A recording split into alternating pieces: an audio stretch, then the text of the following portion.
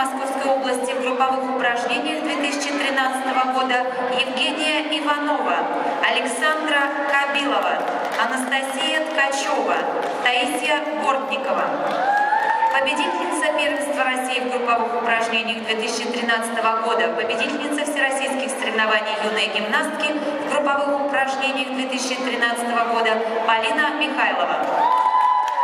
Тренеры команды Наталья Соколова, Елена Розанова, Надежда Шайдерова.